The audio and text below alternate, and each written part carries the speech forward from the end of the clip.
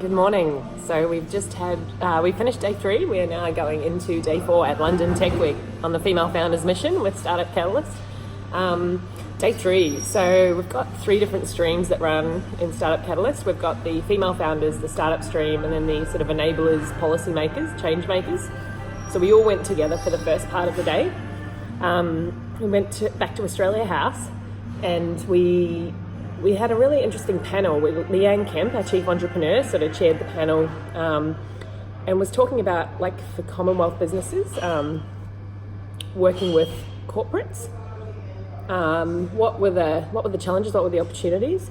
We had Lucy Dimery from Standard Chartered.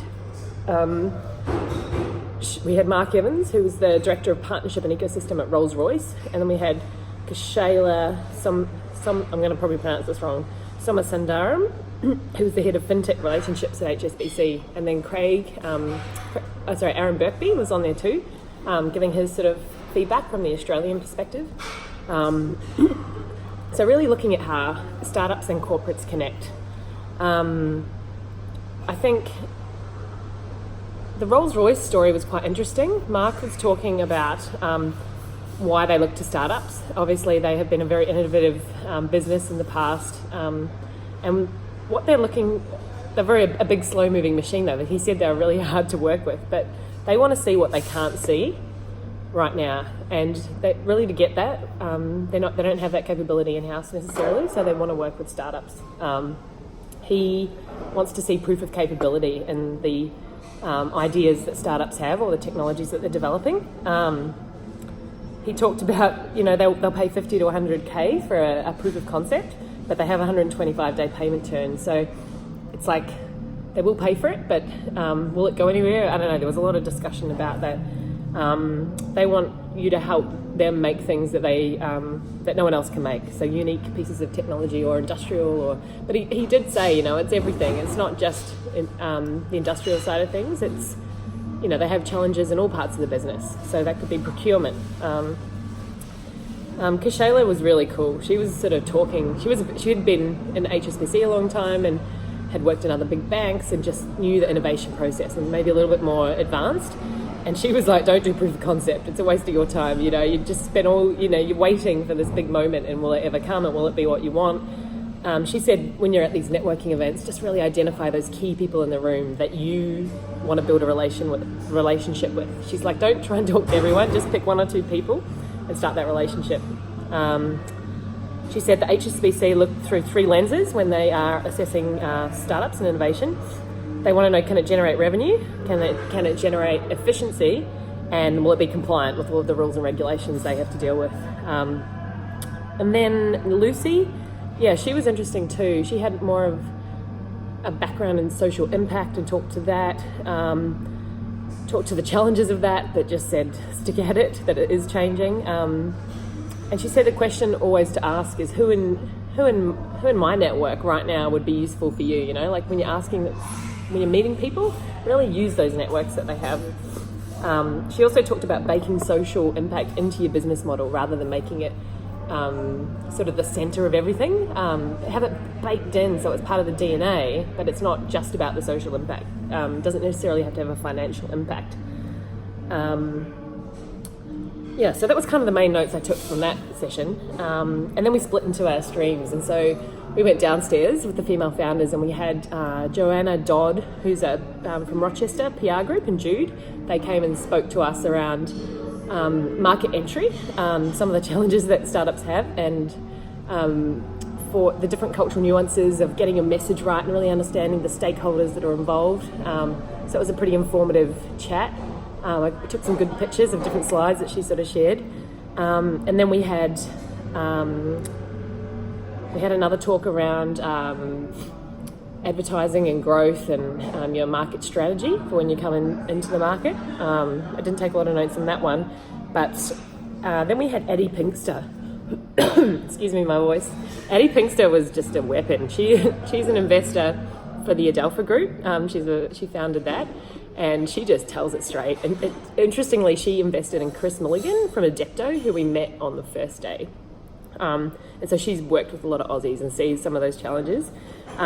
She said they're known for investing in women. And she said, we don't invest in women, we just invest in great businesses. It just happens that 80% of our investments are in female founders. So that was kind of interesting. She feels like women have a lot to add, obviously, to the ecosystem, but also that we make some mistakes that maybe mean that we don't get taken as seriously. She talked about in your emails, like, there should be no flowery or flirty or anything language. Do not use exclamation marks. Do not be too over the top. Nice intro, ... bullet points. See you soon. You know, keep it friendly, but, you know, just get to the point. She also talked about coming over to the UK. You really want to have, you know, you don't. Her advice was not to come when you haven't worked out your product. If it doesn't work in Australia, it's not going to work in the UK. You want to make sure when you move over and you're looking for investment that you've already got at least 3 contracts signed. You've got that annual recurring revenue. Otherwise, you're going to be heavily discounted. So many cool things she shared with us. The EIS and the SEIS, the tax incentive programs they have here, which has enabled a whole lot of mum and dad level investors. You know, for every 100 that they invest, they're only exposed for 50% of that due to all the tax relief and capital gains tax breaks. So it means that it's changed the game. She feels that it's risk-appropriate investment, and it has made a lot more capital available to those early-stage startups. She was very straightforward about, you need to know what is your hook. It doesn't have to be a 20 or 30-minute presentation. You need to know what is the one thing that means that this person wants to know what you do. She also talked about that everyone has personality, that coming back to that flowery, flirty kind of female energy. She's like, I know you've got personality. I want to see that you're reliable. She wants to know reliability. She wants to know that you're disciplined, and she wants to know that you're pushy, that you're going to keep following her up. If you say you're going to do something, you're going to do it. It really spoke to me. I thought that was really good advice. On the investment thing, she said in England, there's a lot of people who are quite depressed but have a lot of money. So it's actually a really good investment environment. She also, she talked about keeping it simple. We've heard that again and again. They don't like convertible loan notes. She talked about when you're in Australia, like really reference those key clients you have so that she can kind of be Googling and see that relatability to some of the business maybe over here, especially if you're into a business that is a global business as a client, like seeing that opportunity to move it global. And she was really hard out about valuations. She said, do not overvalue your SaaS business. She said if it's SaaS, it's 8 to 10 times your last month's recurring revenue, not annually, not onboarding revenue, just that annual base recurring revenue. So that was really cool. I was really impressed with her. Probably my highlight of the day. Then we got to have lunch and have the afternoon with Everledger. So Leanne Kemp, Calogero, we'd spent time with them a couple of days ago, but we got into like the nitty gritty of running a business. Like, what does success look like to you as a founder? Write it down and make sure that all your founders are aligned on that. She also talked around the difference between being a racer, a pacer, or a chaser, and that Everledger was, leading the way, and now they actually have other people coming into the market who are trying to replicate what they're doing. So they're actually being chased, and the difference in mentality, and you cannot become complacent. We talked about equity, employee share schemes, or incentivizing your staff. When is the right time? And when you're taking investment, obviously a lot of investors want to lock in the founders because the founders are the juice and the energy that has created this. So how do you negotiate that? Because you don't want to find yourself locked in, all the staff have vested and you're still there and you're working for someone else, and there's no way out. So we've heard a lot this week around like founders taking some of their investment off the table in investment rounds, and it being quite okay that you taking a bit out to make sure your life is comfortable and this is sustainable is actually really healthy. So that was cool. And then the group got together in the evening and we went into this cool blues bar and we sat in this Airstream caravan in the bar and closed the door and had this big amazing chat around mental health, well-being. How do you stay in a really good place as a founder and how do you support each other through it? We shared stories, we we got pretty emotional and raw, and it was great. And that's what this trip is as much about, is it's the people we meet, these inspirational, amazing, thought-leading people, but then also it's bringing it back, like our crew, our tribe that are around us, and how do you find your micro tribes, those people that you can, a safe space where you can tell everything you need to tell.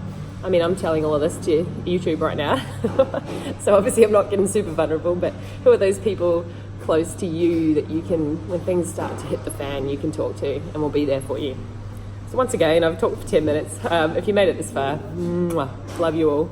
And yeah, missing the crew, missing my little baby Lincoln and my hubby Phil, and just, but the reality of being here and experiencing this, I mean, it's a pretty dreary London day, as you can see. But it's buzzy. And so now I'm off to the Future of Work summit for the day. Got my sparkly jacket on, and I will report back on that tomorrow. Have fun.